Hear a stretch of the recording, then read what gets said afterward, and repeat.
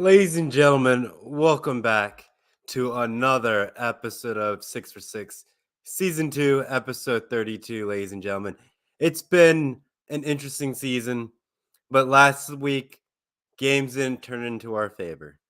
We took some L's. We took some L's this season. And last week's episode, we were 2-4. Tragic, heartbreaking, disappointing. The list can go on for the words that I can say describing what this 2-4 feeling. But hopefully we can turn it around. The quest for 100 games is still on the horizon. We're 92, 78, and 2. Looking to turn this around, doing something magical, and get to 100 victories before that week in December, before December 7th. Like I said, that's the last time that we're going to do season 2 of 6 for 6. And then we're going to be off until the new year, which, I may throw one more bonus week in there. If we fall like one game, like we were like 99 something, like I feel like we need to get 100 in season 2. I feel like that's just a milestone for where I am. If I was in like season 3 and already hit 100, it'd be a different feel, different atmosphere, different vibe. But since this is like the true first ever season of 6 for 6, keeping track of my wins and losses, I feel like I got to end it on a high note and get 100. We'll keep a running tally of all the seasons combined, starting from like season 2 and going onwards, and we'll keep a running score total. But each season will have its own overall record, and we'll just continue from there. Without further ado, ladies and gentlemen, let's get into tonight's program. We'll get you on in and out. We got a lot of good sporting events happening this week. I would say this weekend. So, like I said, we're going to get you in and out tonight, make it a relatively short program, maybe like 17, 18 minutes. And we'll get you in, get you out. All right, let's go. Number 6, we got Wisconsin versus Iowa college football Saturday, November 12th, 3:30 p.m. Eastern, 12:30 p.m. Pacific time on FS1. I feel like Iowa has been solid on their defensive spectrum all year, putting teams toe-to-toe, giving teams headaches in the first half, and then their offense can't produce. We all know that going in. I know Wisconsin will find a way to get the ball rolling, but if they stall, it's literally going to be a low-scoring game, keeping things close, and it's going to be a shootout. And plus, it's a rivalry game on top of that. So these two schools going at it, both the same record. They're both, 4-5. No, not 4-5. 5-4, and they're trying to, secure their bid for the bowl season. That's what this game is right now, getting that one step closer to that 500 record to get them a good, I wouldn't say not a good bowl game, a terrible bowl game, most likely, with how their wins and losses are looking. But I have Wisconsin winning this game. Wisconsin versus Iowa college football Saturday, November 12th, 3:30 p.m. Eastern, 12:30 p.m. Pacific time on FS1. Next up, we got some NBA action, ladies and gentlemen. We got the Nets, the Brooklyn Boys against the Los Angeles Lakers. November 13th, 9:30 p.m. Eastern, 6:30 p.m. Pacific time on NBA TV. Ladies and gentlemen, the Lakers have been struggling. They're 2-9 for this season right now. And the Brooklyn Boys, the Brooklyn Nets. I like calling them the Brooklyn Boys. I think it's more fitting, the Brooklyn Boys. And with Brooklyn, they're 5-7. Took care of teams. If you look at their last 5 games, they beat the Knicks, they lost to the Mavericks, they beat Charlotte, they beat, the Wizards, and they lost to the Bulls. The Lakers are on a 4-game losing streak right now. And I know there's probably games going on tonight, so that's kind of throwing this off with their wins and losses. But I think the Lakers are going to take an L because LeBron James is out and Anthony Davis is day-to-day. 2 key factors for the Lakers are out of the picture. Kyrie is out, but Brooklyn is still Brooklyn. They still going to put up points. They're going to still run through people. It's a no-brainer not to pick Brooklyn in this scenario. So I got Brooklyn winning this game. Like I said, you can catch this game. Nets, Lakers, Sunday, November 13th, 9:30 p.m. Eastern, 6:30 p.m. Pacific time on NBA TV. Next up in the fourth slot, we got the Chargers against the 49ers. Sunday, November 13th, 8:20 p.m. Eastern, 5:20 p.m. Pacific time on NBC. Sunday Night Football, ladies and gentlemen. My Lightning Bolts suit up in Sunday night action with Justin Herbert in company with Austin Eckler. But it's not going to be easy. Keenan Allen is ruled out. Mike Williams is gone. So it's literally young wide receivers stepping up to fill the void of two talented wide receivers on the Chargers. It's not going to be easy. But Justin Herbert knows how to sling the ball. He knows how to get the ball to his receivers. Now, the 49ers, you can say they made their trades. They stacked up their team. And they're still trying to figure out their quarterback situation. Who do they ride with? Who's the longevity of everything? And what this offseason is looking like. Do you get somebody in the draft? Do you go, free agent and get somebody next year? A lot of different things, a lot of different momentum for this 49ers team. But the Chargers, they got to find a way to keep winning. In these close, ugly games that they've been having, it's just been up and down.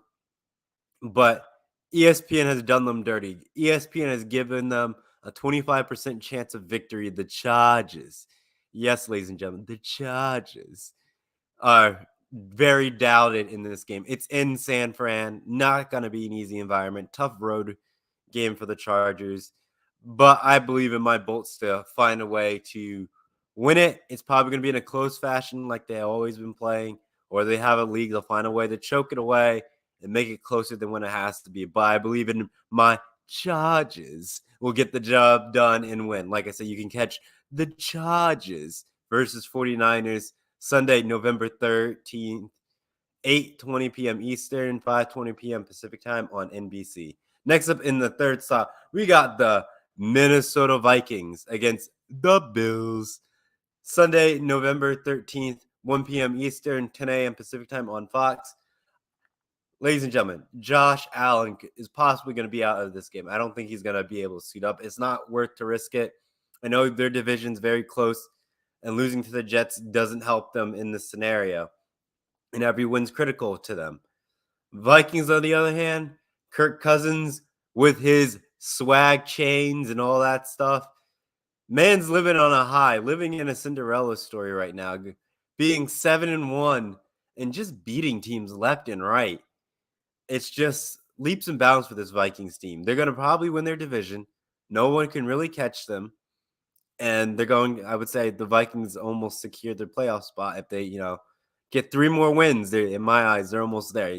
Once they hit 11 or 12, in my eyes, they're already in the playoffs. But 10 gives them a solid victory of their division. That's all they need. They need 3 more wins, and the Vikings are set. And starting beating the Bills without Josh Allen on Sunday is a step in the right direction. And that's why I have the Minnesota Vikings being the Buffalo Bills on Sunday, November 3rd, 13th. Wow, I've been saying 3rd. November 13th, 1 p.m. Eastern, 10 a.m. Pacific time on Fox. The number 2 slot, ladies and gentlemen, we got college football. TCU number 4 in the nation versus the Texas Longhorns. Hook 'em horns, baby. College football Saturday, November 12th, 7:30 p.m. Eastern, 4:30 p.m. Pacific time on ABC. Ladies and gentlemen, this is Texas at night. This is not going to be easy for these Horned Frogs in this matchup. Not going to be easy. Going to be a tough road environment. Definitely helps them in their college football resume. But a lot of people are doubting TCU to win this game. Even ESPN has doubting them, giving them only a 27% chance of victory against this Longhorn team. Keep in mind, Texas was toe-to-toe with Alabama before Ewers went out of the game, and they lost by 1. So this Texas team is trying to turn it around. They're 6-3 right now, looking to be 7-3, getting closer and closer to have a good year and finishing 9-3. Not bad for what this Texas team has gone through, but 9-3 is making leaps and bounds better than what they were, last year. TCU, on the other hand, is trying to keep their playoff hopes alive and win the Big 12 and get to their first ever college football appearance. So that's what their stake is. And beating Texas gets them close to that, but I don't think they can do it. I want to be hopeful to have them beat Texas, but I think Texas is hungry. They want to cause some mayhem and give TCU their first loss of the season, and that's why I'm going with Texas. TCU number 4 in the nation versus Texas number 18 in the nation. College football Saturday, November 12th, 7:30 p.m. Eastern, 4:30 p.m. Pacific time on ABC. And like I said, ladies and gentlemen, I have the Texas Longhorns winning it. Last but not least, the game of the week. Sure, you thought, oh, you should put Alabama and Ole Miss. I didn't even put this on my list. That's probably an honorable mention. I've been trying to avoid SEC games. I know I did Tennessee and Georgia, and I avoided the Alabama game. But I'm gonna talk about it because we're on the show. I'm not gonna pick my picks. It's not gonna affect my wins or losses. I'm just gonna talk about the game. So Alabama and Ole Miss, is Saturday. Ole Miss is trying to slip into the SEC title game, but they need LSU to lose. And now you have a one-loss Ole Miss team going to the SEC title game, beating a Georgia. They get into the college football playoffs. Georgia will probably lurk into as a 3. Ole Miss is a 2. Ohio State would be like a 1 scenario, and then you would fill in like a Pac-12 team or TCU, depending how they're feeling, the committee. But Alabama on the road has not been doing well. They've been playing games close. When they went to Texas on the road, beat them by 1. Went to Tennessee on the road, lost by 1 because their kicker missed a field goal. They took LSU in overtime in Death Valley, lost in overtime because LSU went for 2. Their offense stalled against LSU, who got bushwhacked by Tennessee. I just don't know what to do with this Alabama team. It's like, sure, you can say Alabama will find a way to beat Ole Miss, but it's at Ole Miss. And if you look at that resume this year and how they've been playing on the road, teams that have been ranked or close to being ranked, they have struggled. And sometimes they've been undisciplined with tons of penalties or their offense stalls out. It's not like the Alabama of past, like a couple years ago and all that stuff when they were elite and dominant. It's just not the same Alabama team that we all know. That's all I have to say. It's not the same team. Could they lose to Ole Miss tomorrow? Certainly. Is it probably going to happen? I can't tell you. I was even talking with some friends, and they say that Alabama can win it. But I'm thinking, does Alabama have a 3-loss season? It's really unheard of. But can Ole Miss give them that 3rd loss? Certainly. They're trying to get to the SEC title game. And I have a feeling LSU will probably lose at some point or another before the end of this year. And Ole Miss gets into the, SEC title game. That's how I'm feeling it. Like I said, I'm not going to do my pick of who's going to win and all that stuff, but that's my little bit of analysis of the Ole Miss and Alabama game. But to reveal the number 1 game of the week, let's go through it, ladies and gentlemen.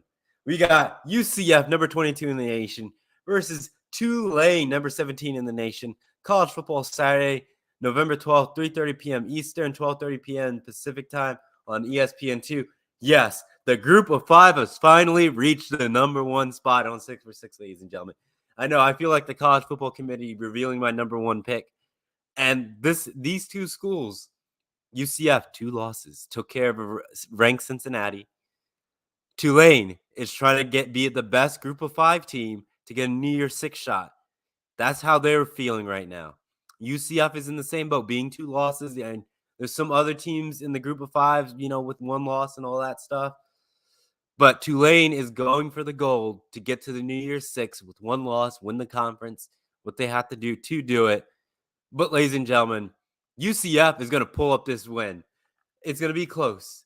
The percentage of victory for UCF is 52% compared to Tulane's 48%. And yes, Tulane is at home. It's going to be a thriller. It's going to be a barn burner. It's going to be a game that lights up the scoreboard possibly, but it's going to be coming down to the last drive and who has the ball last and who can capitalize on it. That's how this game's going to go. It's going to be a thriller from start to finish. And probably after I go from the Ohio State game, I'll probably find a spot to watch this game and just see what Tulane can do in this mayhem. I know they're probably going to have the Alabama game on. And then eventually late at night, you're going to have the Texas game. So we're going to have to, casually, if they have this game on, casually look at it and see how that goes. But I think UCF got it. They're going to cause some pandemonium, make some crazy stuff happen, and they're just going to keep riding. I know I could say it, keep riding this wave as Tulane should, but this is a good test for them. Definitely, UCF is a team that has been a force to be reckoned with in the Group of Five in recent years, and they're not going to let off the gas one bit. UCF will find a way to win this game. It's going to be close. It's going to be a thriller. Definitely tune in for it. UCF number 22 in the nation versus Tulane number 17 in the nation. College football Saturday, November 12th, 3:30 p.m. Eastern, 12:30 p.m. Pacific time on ESPN2. I'm going to do a quick recap, and we'll get you on out of here. Like I said, we're close to that, 17, 18-minute mark.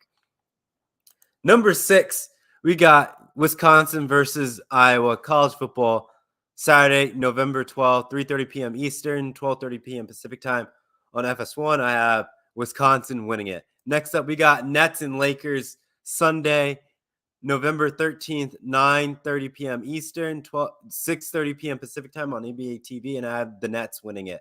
I have the Chargers winning against the 49ers Sunday, November 13th, 8:20 p.m. Eastern, 5:20 p.m. Pacific time on NBC. And like I said, the Chargers winning it. Next up, we got the Vikings and Bills Sunday, November 13th, 1 p.m. Eastern, 10 a.m. Pacific time on Fox, and I have the Vikings winning it. Next up, we have TCU number 4 in the nation versus Texas number 18 in the nation. College football Saturday, November 12th, 7:30 p.m. Eastern, 4:30 p.m. Pacific time, ABC, and I have Texas winning it. And like I said, ladies and gentlemen, college football game of the week, I have UCF number 22 in the nation versus Tulane number 17 in the nation. College football Saturday, November 12th, 3:30 p.m. Eastern, 12:30 p.m. Pacific time on ESPN2, and I have UCF Golden Knights winning it. Like I said, quick recap. Last week's episode, we went 2-4. Got to rebound, got to get back in the wins column. Keep pushing to 100. That's how I say it, ladies and gentlemen. Just keep pushing to 100. And like I said, overall record 92, 78, and 2. Thank you so much for watching. Enjoy all the sporting events this week, and we'll catch you here next time on 6 for 6. So long for now. Bye-bye.